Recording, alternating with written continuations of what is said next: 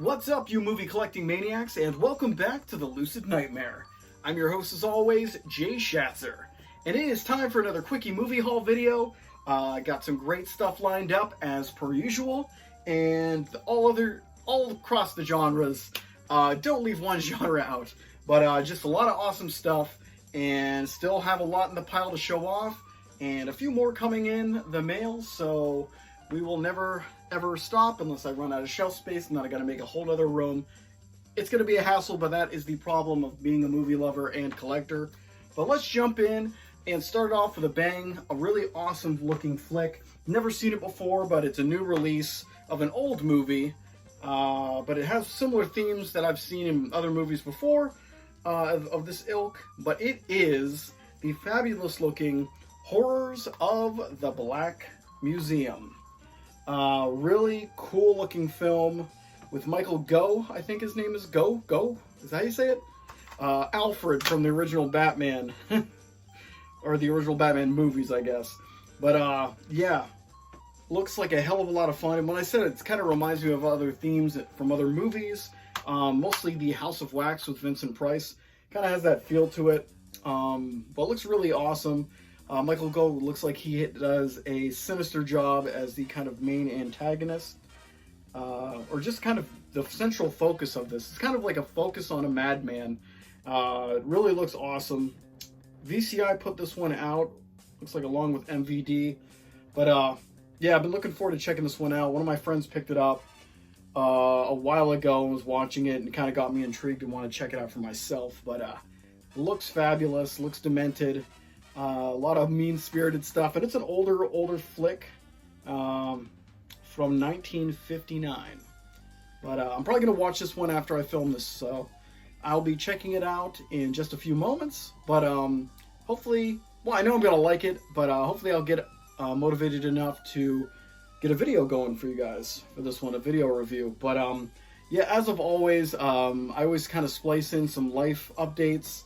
I don't even know what I said the last Quickie movie haul video. I think it was talking about my daughter's seizure. But now the new thing was last week my daughter's grandpa passed away, my ex-father-in-law. But yeah, so we've been dealing with that and kind of dealing with all of his affairs and things like that. So it's been, I mean, it's just a non-stop roller coaster over here. But I always got movies to fall back on and kind of center myself and keep moving forward. So I think that's what collecting movies kind of helps me personally. It's just kind of get through the trials and tribulations of life.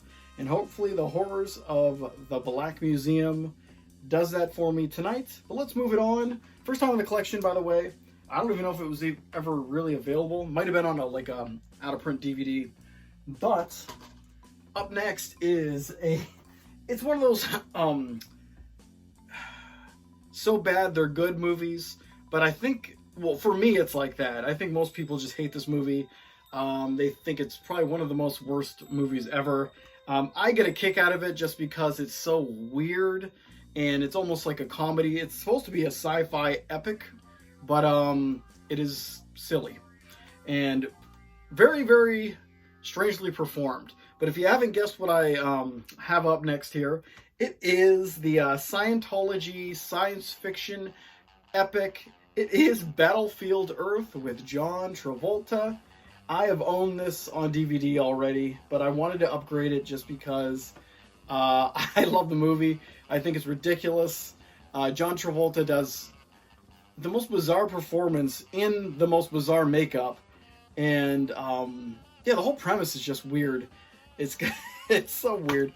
You've probably seen it before, so you don't. I'm not gonna rehash it, but it's just pretty much these dumb idiot aliens come down to Earth when Earth is kind of a post-apocalyptic kind of thing, and humankind's kind of stupid. But so the aliens are a little bit smarter than the humans, so they kind of come down and try to take over. But there's a lot of wacky antics ensue.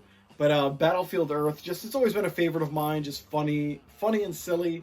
Yeah, I wish I would have seen it in the theaters, because that would have been one hell of an experience. But yeah, Battlefield Earth, already owned it on DVD, and now I have it on Blu-ray, shamefully. But I'm not ashamed of it, I'm proud, damn it. But let's go to a movie I've not seen before. It's looks like a typical 80s action flick with a great cast. I don't believe I've seen it. Pretty sure I haven't. But it looks like a hell of a lot of fun. It is L.A. Bounty with Sybil Danning and Wings Hauser. What a hell of that's a hell of a pair right there. Wings Hauser is kind of known for his over-the-top, just pretty much bizarre, supercharged performances. So I'm looking forward to that, and Sybil Danning is always a treat to look at, and she's a great just presence on film. Awesome cast. So I'm hoping it's good. I've heard decent things about it, but it's always good to have an 80s action kind of, I wouldn't say comedy, but it's just an 80s action flick, like cop flick. But L.A. Bounty, don't really know anything about the film, so looking forward to checking it out. Scorpion Releasing put this one out, but first time in the collection, and it's going to look nice next to all my other 80s action flicks. But let's keep moving along to a film I've seen before. I fell asleep numerous times to it. I got to give it a chance because it has one of my favorite kind of character actors in the film, Joe Spinell. It's called The Undertaker, and it's really bizarre. And that's the thing. I don't remember much about it. I know he's the head of he's a mortician, but I don't remember anything about this movie. It's one of those there's a few movies in life where I just cannot make it through it for some reason. I don't know if it's the circumstances or just the mood when I sit down to watch it that I just can't get through it. But The Undertaker is one of those movies for me. But I definitely want to sit down and check it out in full and kind of give it a go because I love Joe, and Maniac is one of my favorite films. I even love the unofficial kind of sequel to it, The Last Horror Show, I think it's called. But yeah, I got nothing to say. The Undertaker, let me know what you think about it if you've seen it before. Vinegar Syndrome put this one out, but yeah, I don't really have anything else to add to this. First time I'm in the collection though. But let's keep moving on to some fun 80s horror comedy, mostly comedy. It's just a comedy film. But it is Elvira, Mistress of the Dark. And I always get this one and the other movie that she appeared in mixed up. I never know which one I've seen or haven't seen or own or don't own. This one I believe I already owned on Blu-ray, so this is kind of like a double dip in Blu-ray, but I wanted to get the Arrow release because Arrow is always kind of the most reliable if you're going to have a film in any kind of format or quality. Arrow's probably the definitive one, but I mean, it's an Elvira movie, so it's not like I need the best edition, but whatever, it was cheap. So sue me. But, yep. I don't really have much to say about Elvira's movies. I mean, they're fun, ridiculous, a lot of innuendo jokes. She's just a great character and personality on the screen, and it's a fun movie. So there you have it. I got nothing else. But let's keep moving on. I didn't realize I had so many freaking movies in this one. But this one is an anthology film, I want to say, a horror anthology film that I watched on Monday movie night with the guys. And I don't remember, I remember bits and pieces of it, but it's very strange. I think this is the one in the beginning, there's a band playing a music video for like 10 minutes, it feels like. And it's just really odd. There's something off about the whole production. If this is what I'm thinking about. But it's Night Train to Terror. But yeah, it's based around God and Satan telling stories, and that's where the anthology stories come from. But I don't even remember individual stories. And if this is the one, all I remember is that band in the beginning that was just so weird and bizarre. But I don't got much to say about any of these movies, really. But it's definitely one I need to check out again. Vinegar Syndrome put this one out. But yeah, it's like two back-to-back. This one I had a hard time paying attention to, and Undertaker I had a hard time paying attention to. So that's the theme of this video today. Short attention spans with weird movies. But Night Train to Terror, it's entertaining enough from what I remember. but it's one I have to definitely watch with a clear mind and kind of just take it all in, because I didn't retain any knowledge from watching it probably a couple of years ago. Probably 4, because time seems to be flying. But let's move it on to a movie I saw for the first time, actually, the beginning of this year, maybe, or late last year. But it's an adventure comedy directed by a very famous director. And it's a Terry Jones film. But it's hard to describe this one because it's just it's like a farcical romp is pretty much what it is, in the Monty Python style, kind of, but not as obscure as that. It's a real just definitive narrative, but the world is very Terry Jones-like. The movie, if you haven't guessed it, is Eric the Viking. And like I said, I don't know why I've always put it off and never watched it. I do remember seeing like a few scenes when I was a kid that really stuck with me, like the town that's sinking in the ocean and they're all denying it's happening. I remember that very distinctly when I was a kid, and didn't really put 2 and 2 together. It was actually from this movie until I watched it recently. But Eric the Viking, very, very funny film, very imaginative film, great characters, and just a really epic comedy, because there is a large swath of like adventures that these guys go on. But Tim Robbins is the main guy in this one. Does a fantastic job as Eric the Viking. He's very sympathetic, and he's not the typical Viking. He wants to kind of break from the norm. But really cool. It's got a star-studded cast with John Cleese, Mickey Rooney in there, Eartha Kitt. Really diverse cast, but fun, adventurous, and just very imaginative, like I added. Just a really cool Terry Jones film that I'm kind of sad I didn't see it sooner, or kind of appreciate it sooner. But first time in the collection.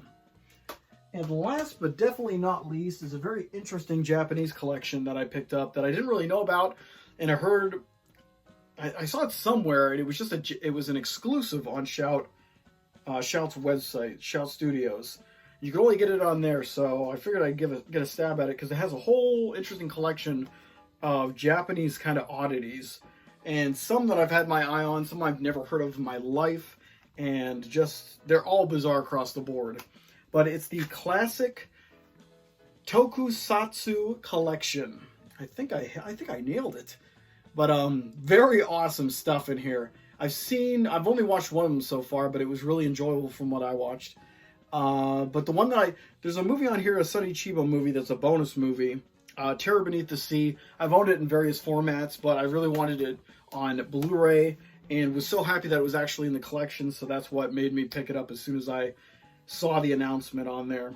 But it's got Prince of Space from 1959, Invasion of the Neptune Men from 1961, Watari the Ninja Boy from 1966, Golden Ninja, aka the Golden Bat, and that one looks really interesting. I want to check that one out. From 1966, Dragon Showdown, aka the Magic Serpent, another one that looks really cool.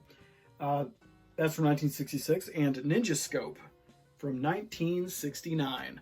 But it's just a really interesting collection of Japanese films. Some of them even seem like they could have been a TV show. But yeah, really interesting stuff across the board. And like I said, Terror Beneath the Sea is a really cool Sonny Chiba film where he's like fighting men, like fish men under the water. I always thought that one was really cool. It's got a really awesome 60s style to it. A lot of these do. They all have the really cool 60s era kind of aesthetic and style and music, but a really cool, interesting collection. And I think I get most excited for like obscure, weird films that are all kind of put in a collection all at once, that they might not get as much attention if they were on single releases, but just to put them in a box set at a decent price, that really intrigues me to just kind of pick it up and sift through the weirdness. But yeah, the classic Tokusatsu collection, definitely fun, definitely loving it so far with the one movie I watched on here. And I think the movie I watched, Invasion of the Neptune Men, was pretty interesting. Really crazy effects too, a lot of big budget effects in these ones for that time. Really cool stuff. But yeah, obviously first time in the collection. I don't even know if any of these movies, other than Terror Beneath the Sea was even available in any format. But yeah, awesome stuff. A lot of randos in here, but cool stuff. And yeah, like I said, a lot of stuff happened in my life, but I'm still rolling along.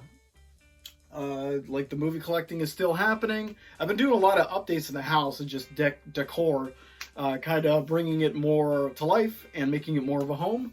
Loving it so far, looking great. So that's about it for me. So I hope you guys are doing good.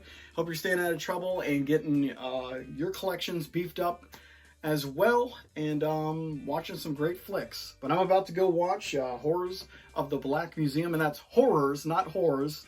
That comes afterwards. But yep, I'll see you guys later, and take care, stay out of trouble, and get the hell on out. See ya.